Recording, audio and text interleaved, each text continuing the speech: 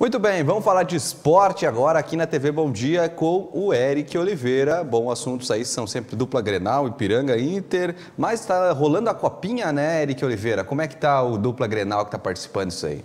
A copinha é algo que denota bastante expectativa, por todo mundo, aliás, porque é a maior competição de base do Brasil. Ontem tinha jogo do Grêmio, jogo que terminou em 2-0. Alguns nomes sempre surgem, não só com a categoria sub-20, mas também sub-16. Tem um garoto da base lá do Grêmio que tem se destacado, e o Internacional é o que mais se coloca expectativa, porque é o time atual campeão. Em 2021 nós não tivemos a edição da copinha, em 2020 o Internacional bateu o Grêmio na final de Grenal da copinha. Tá todo mundo com bastante olhar, mas é um olhar ainda sem muita atenção se vai ter jogadores para começar o gauchão, mais do time de transição. Mas é aí que surgem os grandes craques, né? O Gabriel Jesus surgiu daí, tem vários nomes que surgiram daí. O próprio Praxedes, que é um jogador do Internacional que foi essencial na campanha do Abel Braga, naquela sequência que quase levou o Inter a conquistar o título em 2020, que hoje está no Bragantino, também surgiu na copinha. Então todo mundo sempre tem um olhar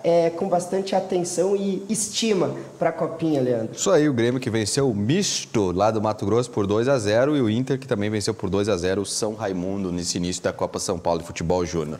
Bom, e o pessoal lá da principal, Grêmio Internacional, como é que está a situação?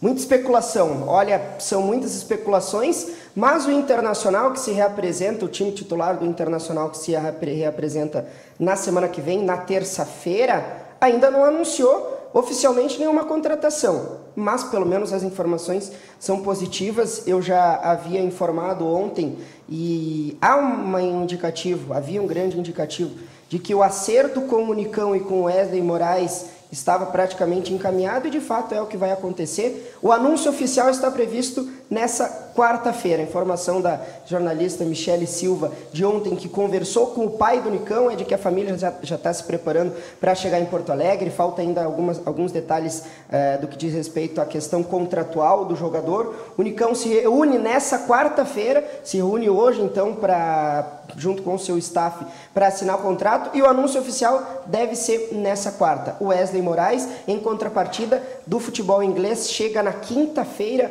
até Porto Alegre, até a capital gaúcha, deve assinar contrato e daí sim o anúncio oficial deve sair na quinta. Mas não para por aí, porque o Internacional ainda tem algumas investidas no mercado. Se falou muito isso, inclusive pelo próprio departamento de futebol do clube, sobre a busca por um centroavante, que no caso é o Wesley Moraes, 2 pontas, um volante e também um lateral direito. O Internacional, com a indicação do técnico Alexander Medina, fez alguma investida no Tajeres pelo jogador Tenaglia, lateral direito. Lembrando que o Saravia saiu e o Internacional está com mais ou menos que uma carência nessa posição. O Tenaglia, pela oferta que foi feita para o time do Tajeres, foi rejeitada pela direção, e o Internacional busca Fabrício Bustos, jogador do Independiente de Alvejaneda, jogador da Argentina. Tem alguma relação que ficou meio que conflituosa com o Inter, que ficou devendo alguns valores com a vinda do Vitor Cuesta com o Independiente, mas o Inter sim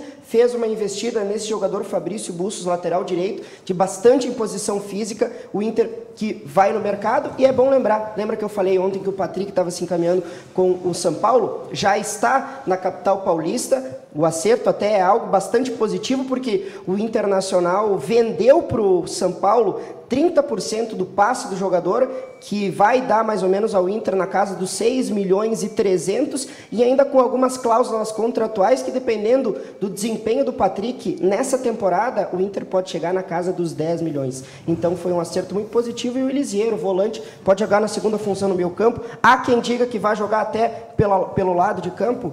Vem mais um reforço por aí, Lisiero do São Paulo. E o Ipiranguinhas começou ontem, bem dizer, os treinamentos com mais força, né? Hoje, inclusive, você vai estar lá acompanhando, tentando conversar com o treinador aí. O Ipiranga que... Tem que dar para falar desse amistoso aí, Eric, que o Ipiranga vai ter. Me falando que o time é da 4ª divisão.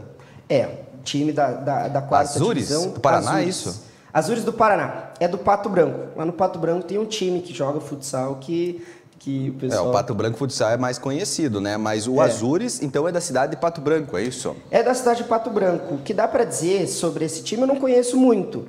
Mas é o primeiro amistoso que o Ipiranga vai fazer. É bom lembrar que a apresentação oficial do grupo aconteceu no dia 15 de dezembro e desde então já começou aquele processo de mentalizar os atletas, já começaram treinos, trabalhos com bola, né? Os treinos na última semana de dezembro, eles aconteceram com um pouco mais de intensidade, mas foram trabalhos mais com o técnico trazendo alguns conceitos de jogo. É bom lembrar que esse grupo foi praticamente quase que todo ele, na sua grande maioria, novo, chegou a Erechim recentemente, bem como o novo trabalho da comissão técnica, então é aquele primeiro contato com os jogadores, mas a partir dessa primeira semana de janeiro é onde se começa a se preparar para a disputa das competições, e principalmente o gauchão. Então essa primeira semana o Ipiranga já trabalha em 2 turnos, e realizou na segunda-feira 2 treinos e deve continuar treinando. O amistoso está marcado. Na verdade, não é nem um amistoso, né? É um jogo-treino. Não tem as regras oficiais de um amistoso, é um jogo-treino. Mas mesmo para fazer um primeiro teste com a equipe, acontece no sábado. E, Leandro, eu cheguei aqui em Erechim? Não, em Pato Branco. Esse jogo no Paraná. É bom lembrar que o técnico Luizinho Vieira, ele tem um estilo de jogo que é diferente do Júnior Rocha. Quem lembra o Júnior Rocha até naquele quadrangular final, quando o Ipiranga parecia sem tanta vontade assim, porque o Júnior tem um estilo mesmo de troca de passes, de sair com a construção do setor de meio de campo e avançando. O técnico Luizinho Vieira gosta de times que são mais ofensivos e mais objetivos, mais diretos. Eu conversei com ele, as palavras dele em relação ao time do Ipiranga e a questão física, inclusive nessa manhã de quarta-feira, nós estaremos lá na tarde falando com o executivo, e eu perguntei em relação à questão física se está em um processo de recuperação ou se já dá para trabalhar em um nível um pouco mais elevado, e ele disse que o processo é gradativo e que a ideia é estar nesse primeiro jogo em um crescimento, ou seja, o Ipiranga está buscando a passos lentos, né, de maneira gradual, chegar a um time pronto fisicamente. É bom lembrar também que os atletas saíram de competições.